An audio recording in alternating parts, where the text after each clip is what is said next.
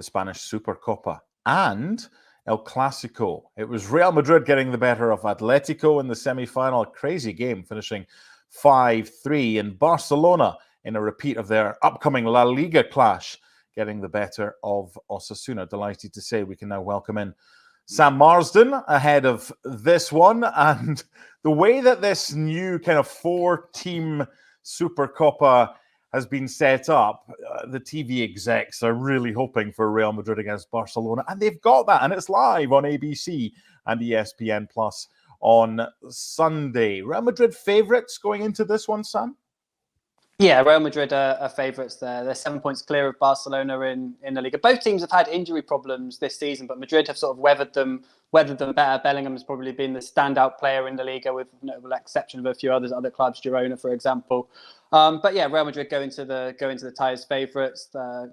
Barcelona haven't been playing well even when winning. They've had a lot of criticism for their performances, especially before Christmas. Defeats to Girona, a draw at Valencia. They only just about beat Almeria, who haven't won a game in the Liga this season, at home 3-2. So there's been a lot of criticism for Xavi for the way they're playing, and results have sort of been hot and cold as well. So yeah, Madrid go into the game as favourites, but there is some hope for Barcelona. They looked a little bit more solid against Osasuna in the semi-final on Thursday. They've now won 4 games in a row. Admittedly, one of those was against Almeria, another one was against 4th Division Barbastro. But they can sort of sell that as gathering a little bit of momentum. And it's a Clasico, I can never predict a Clasico. Sometimes when you think a team is at their worst moment, they go and win a Clasico by 3 or 4 goals. Indeed. Xavi, you mentioned him.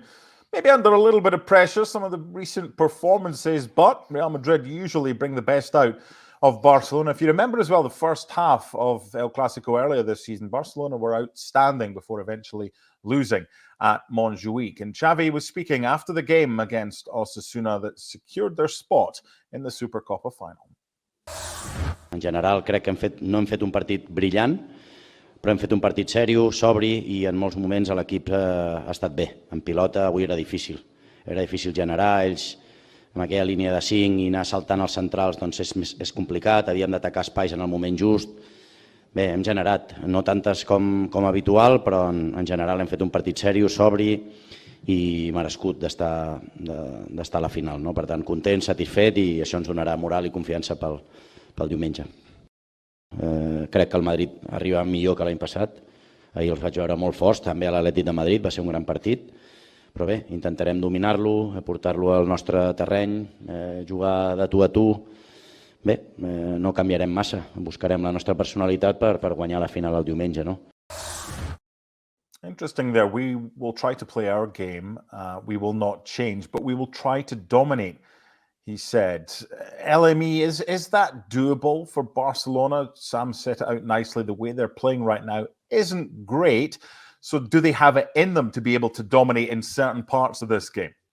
Yeah, they definitely do. And a major factor is the return of Pedri, who came back at some point in that game. He is so important for that philosophy. And Xavi is exactly right. They have to play that game for a few reasons as well. The Madrid derby that was the game before that was such a high-octane, fantastic campaign for La Liga, so many goals, but it also was an absolute marathon of a match, meaning that there's some tired legs. Fede Valverde is just about to make this game. For example, that surely Real Madrid players are going to be up for this game, but at the same time, if Barcelona can maintain the possession and at least control the game from a narrative perspective, then they can do it. But Pedri is so important for this because he is the architect. It's Gavi when he's fit, and then Pedri's number 1 for me. He is so important in making sure that Barcelona control that rhythm. Because just like the Clasico before that Sam was talking about, Barcelona were looking good in that game, and then Jude Bellingham happened.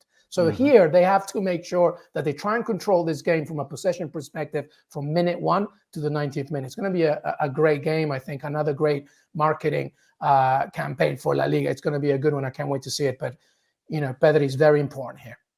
Sam, as someone that lives and works in Spain, what's the build-up been like? And granted, this is the first day of the build-up because Barcelona secured their spot in the final last night, Real Madrid beating Atleti the night before.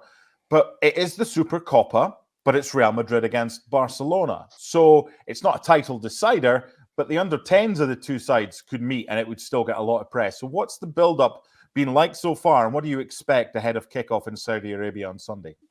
Yeah, there are a lot of things to dislike about the change to the mid-season 14 format, but you have to say it has kind of added an extra impetus the way it sort of drops in January. I mean, Xavi spoke last year. Obviously, we had a Clasico final last year in Saudi Arabia, and Xavi spoke about the importance of how that game sort of gave his team the belief to go on and win the title. They obviously played really well. They beat Real Madrid 3-1, and he talks about that a lot, about the importance and the significance of winning that game, winning the trophy, and the performance, and how that sort of laid the foundations for going on to win the league. So it's built up as quite a big sort of tournament at the time. I mean, no one will really talk about it in a few months when we're talking about, you know, the league and Champions League and whatnot. But at the time, it does feel like it carries more significance than it did pre-season. Certainly for Barcelona, who tend to sort of veer from sort of one extreme to the other much more than Real Madrid, and winning the trophy can be used as such a sort of thing to say, look, we're in a good place, we're moving in the right direction. Whereas in contrast, obviously, a defeat, especially a bad defeat, can be used to sort of, you know, really confirm what we've been seeing over the last couple of months and set off all the alarm bells. So it certainly feels sort of big for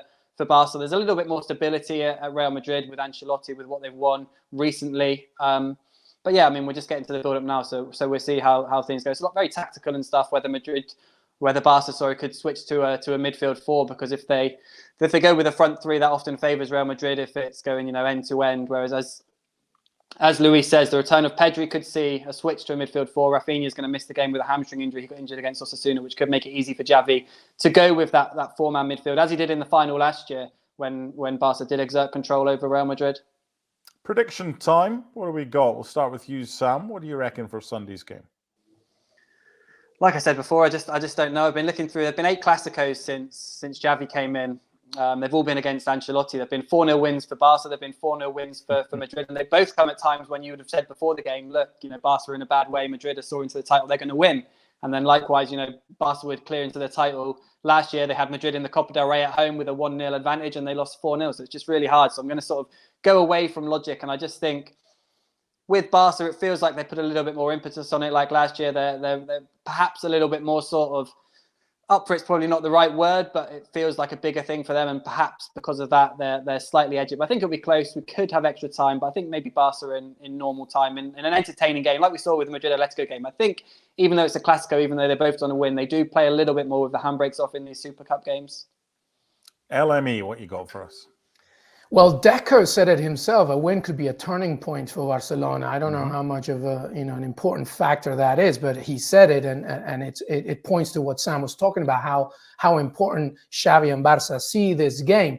But a few things, and specifically reading from the great work that Sam has been doing, highlights to me that I'm not so sure if it's going to be that easy for Barca, because that game against Osasuna was the first time since September 21st where they won by more than 1 goal. That's 20 matches. And meanwhile, Real Madrid have not lost in any game since September.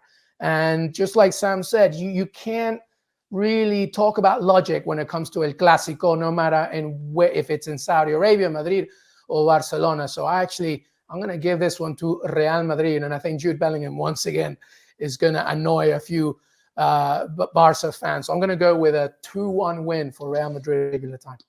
Okay, and I've got the casting vote, and all I'm going to say is I think it's going to go in penalties, and I think that the programming that's scheduled on ABC in the United States on Sunday will be delayed because of extra time and spot kicks. Sunday, 1:30 Eastern on ABC and ESPN+, the Supercopa, Real Madrid against Barcelona. And before